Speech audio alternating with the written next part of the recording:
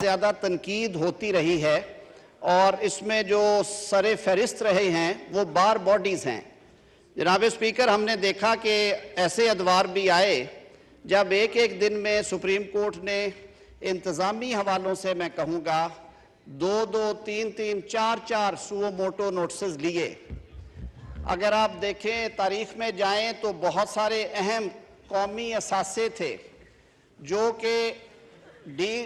D nationalise कर दिए गए, जो कि प्राइवेटाइज कर दिए गए, या जिनकी बाबत में हुकूमत ने मुआहदे कर लिए बैनुल अक़वामी इदारों के साथ, लेकिन 184(3) की प्रोसीडिंग्स में वो सारे मामलात जो थे उनको रिवर्स कर दिया गया, जिसके नताइज हमारे सामने हैं। जनाब स्पीकर, हमने वो दौर भी देखा जब मामूली बातों पे कि हॉस्पिटल के बाहर पार्किंग की मुनासिब सहूलियात नहीं हैं, गली में पानी खड़ा हुआ है गंदा, किसी मुसाफिर के सामान से कोई शीशी निकल आई है, इस तरह के मामलात के ऊपर भी सुओ मोटो नोटिस दिए गए जो कि बिलाशुबा इदारे की तकद्दुस और तकरीम में इजाफा करने का बायस नहीं बने। और ना सिर्फ बार ने, वकला बरादरी ने, बल्कि सिविल सोसाइटी और इस ऐवान में भी इस तरह की जो प्रैक्टिस है वो ज़ेर बहस रही। अभी रिसेंट पास्ट में अदालत उज़्मा का एक फ़ैसला आया जिसमें मुअज़्ज़ज़ अदालत के जज साहिबान ने लिखा कि इदारे की स्मूथ फंक्शनिंग के लिए और इज्तमाई सोच की अक्कासी सामने लाने के लिए ये ज़रूरी है कि जो कॉन्स्टिट्यूशन ऑफ बेंचेस है और जो केसेस की तकसीम है उसमें यकसानियत रखने के लिए और तमाम मुअज़्ज़ज़ जज साहिबान की अक्ल शऊर को इस्तेमाल करने के लिए एक ऐसा मैकेनिज़्म अपनाया जाए जिसमें आपको शफाफियत भी नज़र आए और तमाम मुअज़्ज़ज़ जज साहिबान की जो इज्तमाई पार्टिसिपेशन है उस प्रोसेस में वो नज़र आए। जो मौजूदा रूल्स हैं सुप्रीम कोर्ट ऑफ पाकिस्तान के रूल्स ऑफ प्रोसीजर 1980 के जो रूल्स हैं वो भी आइन और कानून के ताबे बनाए गए। उन रूल्स में ये इख्तियार जो है वो चीफ जस्टिस साहब के पास है और इसी वजह से जैसे मैंने पहले अर्ज़ किया कि हमारी अदालती तारीख में वो अदवार भी आए जब फ़र्द वाहद ने उस इख्तियार का इस्तेमाल इस तरह से किया कि इदारे की साख को भी नुकसान पहुंचा और इंतज़ामी सतह पे मैं कहता हूं कि जो ट्राइकोटमी ऑफ पावर का हमारा एक असूल है कि 3 मुकन्ना अदलिया और इंतज़ामिया अलग अलग सतून हैं और एक इदारा दूसरे इदारे के डोमेन में अमल दखल नहीं करेगा, वो वायलेशंस भी बहुत ज़्यादा हुई, जिसकी वजह से बिलाशुबा अदालत की साख और वक़ार पे उंगलियां उठाई गई और कंसिस्टेंट मुतालबा आया। 2018 में पाकिस्तान बार काउंसिल ने, जो कि वकला की सबसे बड़ी तंजीम है, उन्होंने लाहौर में मुनक्कदा इजलास में कहा कि पार्लियामान इस बारे में सोचे और कानून साजी करे कि बेंचेस की तश्कील कैसे होनी चाहिए, किस तरह से 184(3) की जो जुरिस्डिक्शन है उसको एक्सरसाइज किया जाए, वो भी कुछ स्ट्रक्चर किया जाए। फिर 2 चीज़ें और बहुत ज़रूरी हैं कि जब आप आखिरी अदालत है, सुप्रीम कोर्ट ऑफ पाकिस्तान आला तरीन अदालत है जनाब स्पीकर, जब 184(3) के तहत ओरिजिनल जुरिस्डिक्शन का इख्तियार इस्तेमाल किया जाता है तो वो एक तरह से फाइनल और आखिरी फैसला होता है। उस पर रिव्यू की प्रोविजन मौजूद है, लेकिन आइन के आर्टिकल 188 में जो रिव्यू का स्कोप है वो बहुत महदूद है। हमने बहुत सारे ऐसे केसेस देखे जिनमें उस मुकदमे से मुतल्लिका जो कानूनी और वाक़याती अवामल हैं उनको अगर मद्देनज़र रखा जाए तो हम कहते हैं फेट सील कर दिया गया और रिव्यू एप्लीकेशंस या तो बहुत अरसा टेकअप नहीं की गई या अगर लगाई गई तो उन्हें टेक्निकल बुनियादों पे कि ये स्कोप से बाहर है उनको मुस्तरद कर दिया जाता रहा, जिसकी वजह से बहुत सारी नाइंसाफ़ियाँ भी हुई लोगों के साथ। और ये बात भी ज़ुबान ज़द आम पे रही कि अब इस फैसले के बाद आप किस और अदालत में और किस जगह पे जाके दस्तक दें कि हमें इंसाफ मिले। जनाब स्पीकर, इसी तरह अपील का हक जो है वो देना ज़रूरी समझा और बार बॉडीज़ ने, सिविल सोसाइटी ने, इवन इस ऐवान ने भी बारहा ये मुतालबा किया कि आइन की ये मंशा है आर्टिकल 184(3) के तहत किसी दरख्वास्त के ऊपर या अज़हुत नोटिस लेते हुए अदालत उज़्मा किसी ऐसे मुकदमे को टेकअप कर सकती है जिसमें मुफादे आमा का क्वेश्चन इन्वॉल्व हो और मामला हो एनफोर्समेंट ऑफ फंडामेंटल राइट्स की। लेकिन उसके साथ ये भी बात जहन में रखनी चाहिए कि आइन में आर्टिकल 10A के इंसर्शन के बाद, राइट ऑफ फेयर ट्रायल देने के बाद, प्रैक्टिस एंड प्रोसीजर के हवाले से सुप्रीम कोर्ट ऑफ पाकिस्तान में इंट्रा कोर्ट अपील भी होनी चाहिए। यानी अगर फैसला आया है तो उस फैसले की अपील होनी चाहिए ताकि जो एग्रीव्ड पार्टी है वो दादरसी हासिल कर सके, ना कि पहले तो एक जो हैंडीकैप है ऐसे केस में कि ना सिविल अदालत से रजू हो सका, ना सेशन लेवल पे डिस्ट्रिक्ट कोर्ट से रजू हो सका, ना हाई कोर्ट से रजू हो सका। एक मामला डायरेक्टली सुप्रीम कोर्ट ने टेकअप किया, उसमें फैसला सादर कर दिया और वो फेट वहीं पे सील हो गया। इस पे भी मुतालबात आए और ये बड़े बरसों से ये मुतालबात किए जा रहे थे, जिसमें से वकला तंजीमें भी सरे फहरिस्त थी कि इसमें इंट्रा कोर्ट अपील होनी चाहिए। इसी हवाले से एक और सूरत हाल से भी पाला पड़ता रहा है कि जो नजर सानी की दरख्वास्त है सुप्रीम कोर्ट में, वो चाहे आम मुकदमात के हवाले से हो या 184(3) के हवाले से हो, सुप्रीम कोर्ट रूल्स ये कहते हैं कि नजर सानी की दरख्वास्त वही वकील साहब दायर करेंगे जिन्होंने मुकदमे में पैरवी की है। अब आइन आपको ये हक देता है कि आप अपनी चॉइस का वकील मुकर्रर करें, लेकिन रूल्स के ज़रिए से इस प्रैक्टिस को रोक दिया गया। इस बाबत भी बारहा मुतालबा किया गया सुप्रीम कोर्ट ऑफ पाकिस्तान से भी और इस मोअज़्ज़ज़ ऐवान से भी कि इस बारे में कानून साजी होनी चाहिए। तो इन तमाम चीज़ों को सामने रखते हुए जनाब स्पीकर, ये कुछ एक्सरसाइज थी जो ministry of law and justice में कुछ अरसा से जारी थी, और अब जो गुज़िश्ता रोज़ जो जजमेंट आई है, दो मुअज़्ज़ज़ जज साहबान का जो मौक़िफ़ आया है, उसने एक और तशवीश की लहर पैदा कर दी। कल जो सारा मीडिया में और जो टेलीविज़न शोज़ में और सोशल मीडिया पे बातें हुई, एक अंदेशा पैदा हो गया कि खुदा न खास्ता कहीं ये जो मामलात हैं, ये जो तकसीम है इदारे में और ये जो फ़र्द वाहिद को इख्तियार दिया गया है, इसकी वजह से आला तरीन अदलिया के आला तरीन अदारे का कोई खुदा न खास्ता कोई ऐसा नुकसान ना हो, उसकी साख को, उसकी शोहरत को नुकसान ना पहुँचे। तो इन सब अवामिल को मद्देनज़र रखते हुए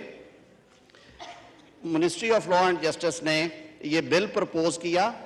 जिसे डिलिबरेट किया गया है काबीना में, और काबीना ने इसे मुत्तफ़िका तौर पे मंजूर करके पार्लिमान में पेश करने के लिए भेजा है। इसकी ये जो सेलिएंट फीचर्स हैं, जो शिकें हैं, वो मैंने आपके सामने रखी हैं। मैं ऐवान की तवज्जो के लिए अगर आप इजाज़त दें तो क्विकली एक दफ़ा इन्हें दोहराए भी देता हूँ। नंबर 1 है जी कि this act shall be called supreme court practice and procedure act 2023, ये इसका नॉमेनक्लेचर होगा जी नाम। It shall come into force at once. Constitution of benches, every cause appeal और matter before the supreme court, यानी कि जो भी मुकदमा तनकीद दायर होगी सुप्रीम कोर्ट में, shall be heard and disposed of by a bench, एक ऐसे बेंच के सामने लगाया जाएगा फैसला के लिए, कॉन्स्टिट्यूटेड बाय कमेटी, जो कि एक कमेटी कॉन्स्टिट्यूट करेगी, comprising the chief justice of Pakistan and 2 senior most जजेस इन ऑर्डर ऑफ सीनियरिटी, कि जो उनके बाद 2 सीनियर तरीन जजेस होंगे वो कमेटी पे मेंबर्स होंगे। The decision of committee shall be by the majority. Number 3 है जी exercise of regional jurisdiction by supreme court, any matter invoking exercise of regional jurisdiction under clause 3 of article 184(3) of the constitution, कोई मामला जिसमें आज खुद notice या supreme court की original jurisdiction का तकाजा होता हो, shall be first placed before the committee constituted under section 2, वो जो 3 मुअज़्ज़ज़ जज साहबान चीफ जस्टिस और 2 सीनियर मोस्ट जजेस हैं, for examination, and if committee is of the view that a question of public importance with reference to enforcement of any of fundamental rights conferred by chapter 1 of part 2 of constitution is involved, कि जो 184 का सारा उसमें जो criteria दिया गया अगर वो फुलफिल करता हो मुकदमा, it shall constitute a bench comprising not less than 3 judges of Supreme Court of Pakistan, which may also include the members of the committee for adjudication of the matter। तो वो committee जो है वो भिजवाएगी कम अज कम 3 जज साहबान के बेंच को, वो ज़्यादा हो सकता है, वो 5 का 7 का उससे ऊपर के बेंचेस हो सकते हैं। जैसे मैंने पहले अर्ज किया, इंट्रा कोर्ट अपील जो है वो सेक्शन 4 में प्रोवाइड की गई है, और an intra court appeal shall lie within 30 days from an order, final order of a bench of the Supreme Court who exercise jurisdiction under clause 3 to a larger bench of Supreme Court, and such appeal shall for hearing be fixed within a period not exceeding 14 days. Review भी हमने देखा आए, पीछे एक दो मुकदमात बड़े अहम नौइयत के थे, उनमें फैसला दिया गया, एतराज़ात आए कि जी आइन रीराइट कर दिया गया, ये हो गया, उस पर रिव्यू फाइल हुए, लेकिन आज 1 साल होने को आया है, 11 माह वो रिव्यू आज तक फिक्स नहीं हुआ। तो right of intra court appeal देने के साथ साथ ये भी इसमें कानून में शिक डाली गई कि such appeal shall for hearing be fixed within a period not exceeding 14 days. आगे चलते हैं जी, right to appoint council of choice, मैंने अर्ज कर दिया कि रिव्यू में वो आपको चॉइस होगी, वैसे तो आप कर ही सकते हैं। Application for fixation of urgent matters, जनाब स्पीकर ये बहुत पुराना लिटिगेंट्स का और वकला का एक मुतालबा रहा है कि जो अर्जेंट नेचर के केसेस हैं जिनमें स्टे एप्लीकेशंस या प्री अरेस्ट बेल्स और बहुत अर्जेंट नौइयत के मुकदमात हैं, जनाब स्पीकर वो 4-4, 6-6, 8-8 माह जो है वो समात के लिए मुकर्रर नहीं होते, हालांकि हाई कोर्ट्स में उसी रोज़ या उससे अगले रोज़ वो फिक्स कर दिए जाते हैं बिफोर द बेंचेस। तो उसमें ये शेक डाली गई है कि ऐसी एप्लीकेशंस जिनमें अबूरी हुक्म या इंटरिम रिलीफ मांगा गया हो और उसके साथ अर्जेंसी प्लीड की गई हो, वो मैटर्स 14 दिन के अंदर अंदर बेंच में फिक्स करने होंगे फॉर समात के लिए, फॉर हेयरिंग। और इस एक्ट की जो प्रोविजंस हैं उनका ओवरराइडिंग इफेक्ट होगा एग्जिस्टिंग लॉज या इवन तो जजमेंट्स हैं उनके हवाले से। तो ये इसके खद्दोखाल हैं, इसको जो अगराज़ो मकासद थे वो भी आपके सामने रखे। रूल सस्पेंशन की भी प्रोविजन है, ये मैं हाउस पे छोड़ता हूँ कि ये कमेटी को रेफर करना चाहेंगे या इसे पे अभी बहस करना चाहेंगे। सर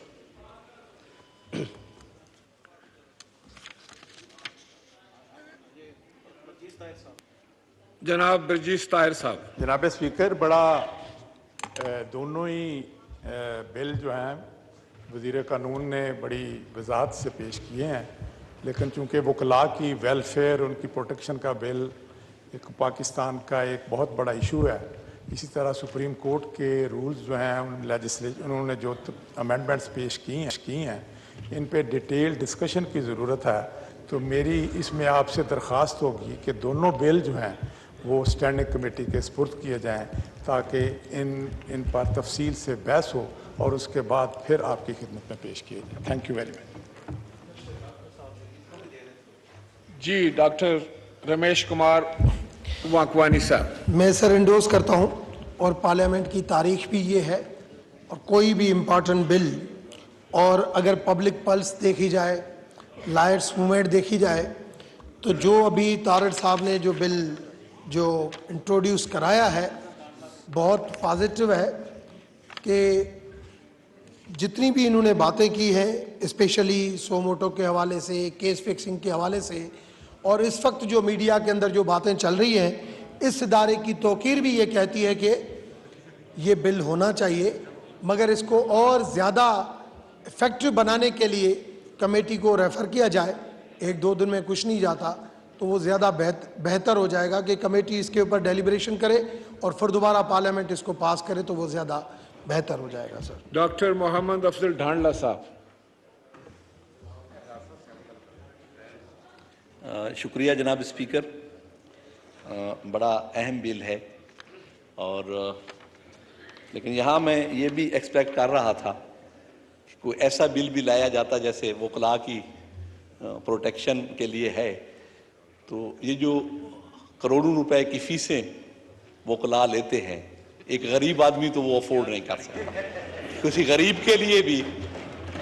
ये बात की जाती कि उजड़े हुए लोगों से गुरेजा न हुआ कर, उजड़े हुए लोगों से गुरेजा न हुआ कर, हालात की कब्रों के ये कतबे भी पढ़ा कर, और इस शब के मुकद्दर में सहर ही नहीं मोहसिन, देखा है कई बार चरागों को बुझाकर। तो मैं अभी यही गुजारिश करूंगा कि जल्दी में पास किए हुए कवानीन कभी ठीक नहीं होते और इससे कमेटी में भेज के इस पे गौर खौज होना चाहिए, और अगर ये इंसाफ के हसूल के लिए बेहतर है तो फिर इसको ज़रूर पास होना चाहिए, लेकिन गौर खौज के बाद और डिस्कशन के बाद। बहुत बहुत शुक्रिया। जी minister for law and justice. Doctor साहब की बात करोड़ों की फीसों वाली, तो पता नहीं जी वो वकला कहाँ पे हैं जो करोड़ों में फीस लेते हैं बाहर कैफ।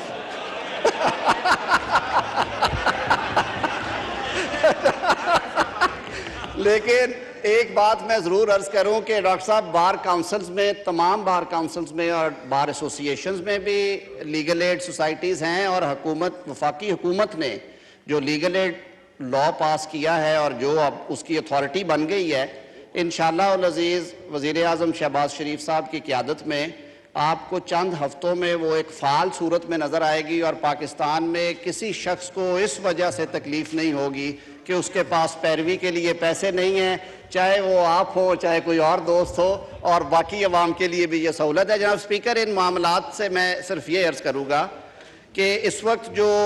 एक बहरानी कैफियत है और जिस तरह ये रोज़ गुफ्तगू हो रही है मीडिया पे,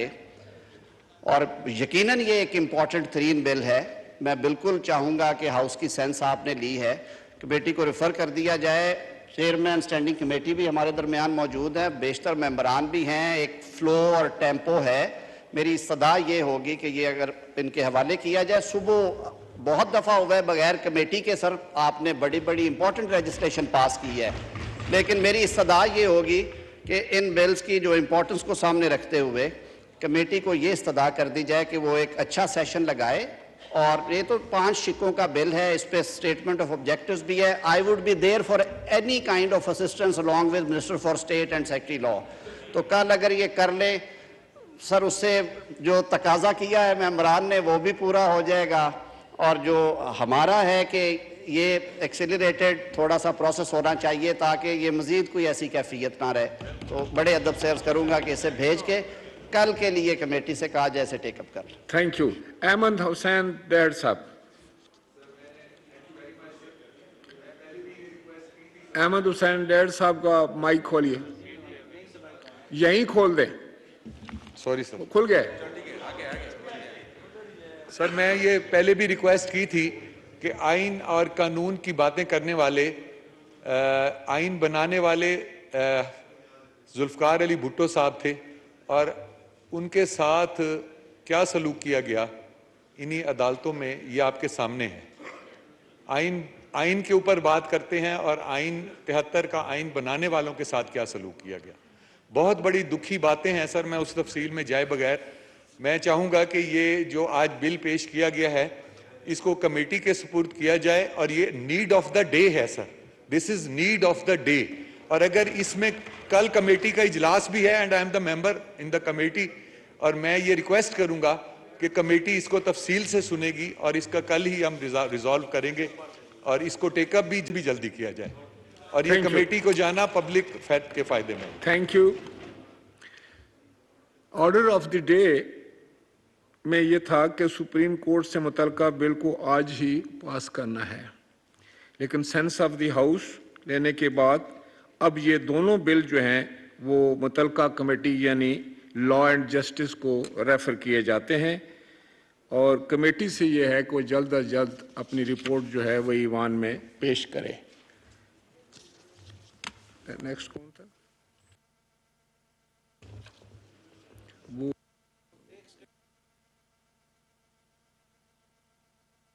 मोहतरमा हमारे सबको आकर हैं कि माजी में मामूली बातों पर सुमोटो नोटिस लिए गए। वफाकी वज़ीर क़ानून आज़म नज़ीर तारड़ की जानिब से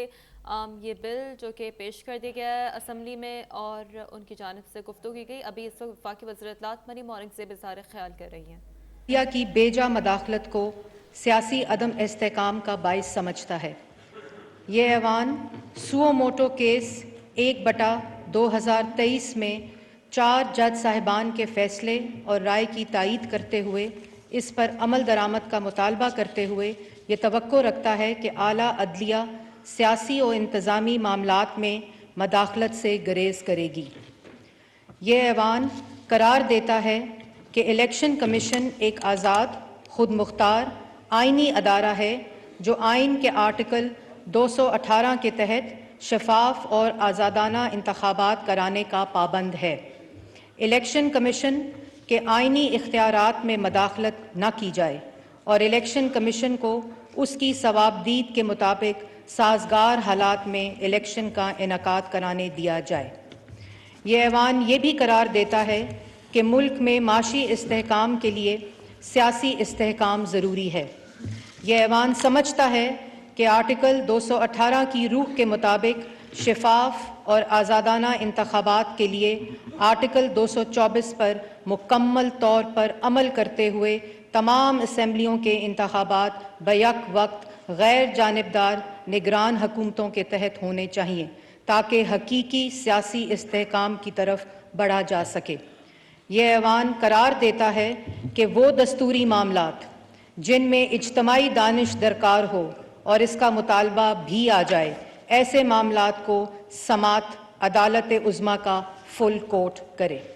थैंक यू स्पीकर साहब।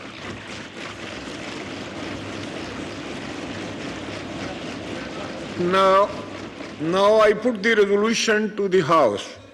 The question is that the resolution as moved be adopted. All those in favor of the resolution may say aye. Aye. All those against it may say no. I think the ayes have it and consequently the resolution is adopted.